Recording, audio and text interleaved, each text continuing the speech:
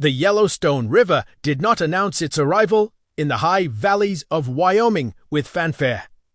It simply appeared each spring quiet, swollen, brown, with the melt of 1,000 distant peaks carrying away whatever the winter had left behind. Sometimes it took fence posts, sometimes entire cabins, sometimes men who thought they knew its temper better than it knew theirs. Caleb Harrow lived 20 miles upstream from the nearest trading post, in a place the map still called Harrow S. Bend, even though no one had asked his permission to name it. The cabin was small, built of lodgepole pine he had felled himself 11 winters ago. Its single window faced west, toward the river that curved like a question mark around the meadow. Most days the water was the only sound louder than his own breathing. He was 41 now, or maybe 42. He had stopped counting after the fever took his sister and left him alone with a dog named Ash and a silence that had grown comfortable. Together, they had learned to live with very little noise in the world. That spring, the river rose earlier and higher than anyone remembered. Each morning he walked the edge, boots sinking into softening mud, counting the feet the river had claimed overnight. On the 4th morning of the high water he saw her. She was not screaming, she was not waving. Staring across the churning brown water, as though deciding whether the river was allowed to end her or not, Caleb did not hesitate long. He never had when lives were involved. He fetched the long coil of hemp rope from the shed, tied one end to the iron ring bolted into the porch post, and waded in upstream where the current was slightly less vicious. It pulled at his legs like hands. Halfway across he felt the bottom drop away and let the current carry him downstream until the rope snapped taut. Ekike daled, angling, toward her side, and when he reached the shallows his boots found gravel. "Take my hand," he said. For a moment he thought she might refuse. Then her fingers, ice cold and trembling, closed around his wrist.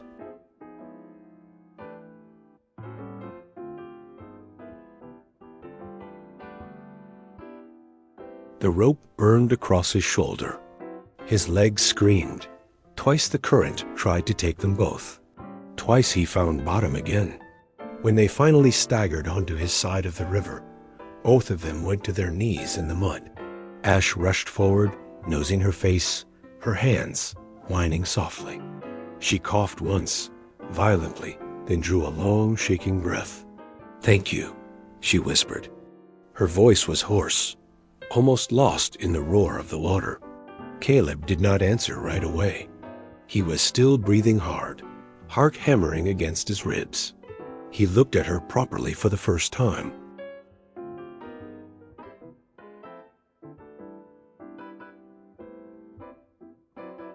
A thin silver chain around her neck, the pendant lost somewhere beneath the soaked fabric.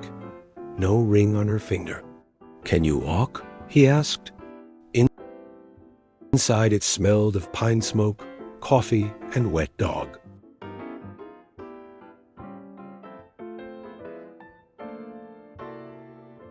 And built the fire higher. Ash lay down at her feet, chin on her boot, as though claiming responsibility.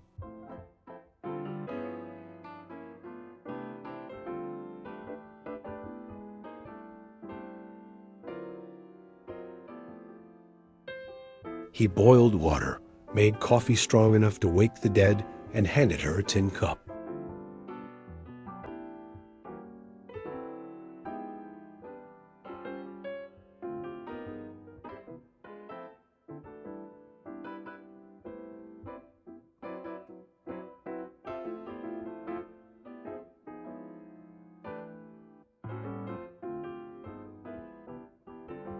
"But you're thinking it." He shrugged.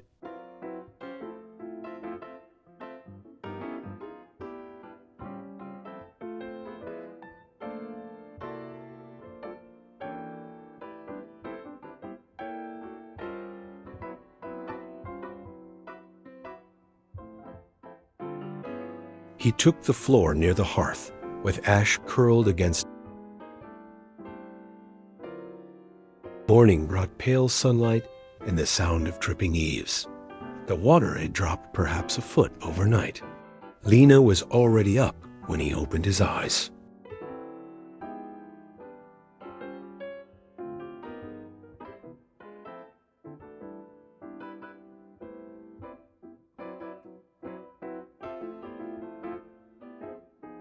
"You didn't have to do that," he said. "I don't sit idle." He nodded once and went outside to check the bank. The river had retreated another few inches. Still dangerous, but no longer apocalyptic. Then she asked, "How long have you lived here alone?" 11 years? No family? Had some. Lost them. She didn't press. He appreciated that. After breakfast, she walked the porch with him, studying the river. Ash stayed close to her heels. Something flickered in her eyes, recognition maybe, or memory.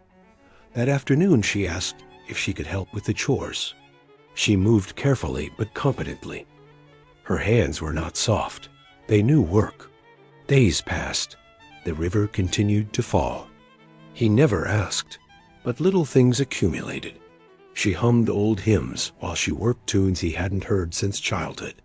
She braided her hair the same way his sister used to. She laughed quiet, surprised at the way Ash stole socks and hid them under the cot. One night the sky was clear, stars sharp as knife points. The river had settled into a steady murmur. Quiet, like you. He built things, bridges mostly. Then one day a span collapsed. He was underneath. "I stayed in that town for 3 years after," she continued. "But people talk. They decide what a widow should be. Then I stopped fighting. So you left." "I left." "With nothing?" "With what I could carry." "I'm not going back," she added. "Not ever." The next morning she asked if she could stay another week. "Just until the ford downstream is safe." He said yes without hesitation. Weeks became a month. He split wood. She stacked it. He mended fence. Ash herded them both, making sure neither strayed too far. They spoke more now, not long conversations, just pieces.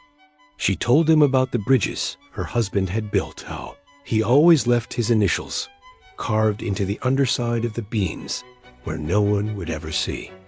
One evening in late July, after a long day of haying, they sat on the porch sharing a jug of cold spring water. She looked at him for a long moment. "You ever think about leaving this place?" she asked. Thought about it. Decided against. Why? Because everything I love is here. She followed his gaze to the river. "Se meadow, se kevan." Is lying at their feet. "Everything," she asked softly. Emmet has, almost. She smiled, small, careful, real. That night she didn't take the cat. She came to him and drank by the fire. Her hand finding his in the dark. It was not passion born of loneliness. It was recognition. Two people who had both been carried away by ideas larger than themselves and somehow found shore again. After what they lay listening to the water and to a chaise of snoring. "I don't know how long me can stay," she whispered. "You can stay as long as the river lets you." She pressed her forehead against his shoulder. "The river doesn't decide anymore," she said. "Ido, sameten." The spans began to tangle along cerillas. One morning she rode out with him to check the apepeste. They stopped at a place where the river made a wide, shallow pool. Ash splashed ahead, chasing minnows. She dismounted, took off her boots, and waded in. "Come," she said. I followed. The water was cool, clear to the bottom. Small trout darted down their ankles. She turned to him. Water dripping from her rolled up sleeves. "I've been thinking," she said. I waited. "I don't want to keep running. I don't want to keep hiding what I carry." And added slowly. "But I also don't want to bring trouble here," she continued. "If they find me, if anyone from the town ever comes looking, let them come." She searched his face. "You mean that, Ido?" "Then I am staying," she said. "Not because I have nowhere else. Because this is where I want to be." I reached out. Brushed a strand of wet hair from her cheek. "Then we make it ours." They built a second room, the totem smaller than the original, but with its own window facing the river. She chose the spot herself, pacing it out, marking corners with stones. I cut the logs. She peeled them. Together they raised the walls before the first hard frost. When it was finished, she hung a small mirror on the wall and placed a sprig of dried sage on the sill. It is not much, she said. It is enough. Winter came late that year. When it finally arrived, it came with silence instead of wind. Snow fell straight down for 3 days. Blanket in the world until every sound was muffled. They spent long evenings by the fire. She read aloud from the only book in the cabin, an old copy of Walden, the carried west. Listened. Head resting against the back of the chair, I sprawled between them. Sometimes she sang. Sometimes he told her stories of the country before the railroad, when the valleys were still full of elk and silence. One night in January, with the temperature 20 below and the river frozen solid, she asked the question neither had dared speak before. Do you ever think about children? I looked into the fire for a long time. I said too. After my sister died, thought that part of me was finished. And now, I turned to her. Now you think maybe there is a room again. She smiled slow, warm. Satan, good, she said, because I am late, stirred. She laughed softly at his expression. About 6 weeks, I think. I reached for her hand, held it tightly. You're not afraid? I was, she admitted. Then I remembered who Ian standing beside. Outside the wind finally rose, rattling the shadows. Inside the cabin felt warmer than it ever had. Spring returned. The river walk broke its ice in great grounding sheets. And ran high again. This time it did not threaten. It simply reminded them how powerful change could be. Dimmed some she carried the child visibly. She still walked slowly, careful, but she refused to be idle. One afternoon they walked down to the pool where they had stood the same before. Ash ran ahead. Tail high, she stopped at the edge of the water. Look, she said. I followed her gaze.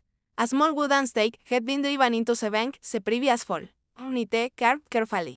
With 2 sets of initials, C.H. held them, and below them, a single date, the day she had decided to stay. She touched the carving with her fingertips. This is ours, she said, Olavite, the river, the land, the quiet, the child. Olavite, I put his arm on her shoulders. Yes, I said. It is, the river flowed past them steady and high, no longer nameless. They had given it back its name the only way they knew how, believing beside it, together, until the water itself understood that some things are worth staying for.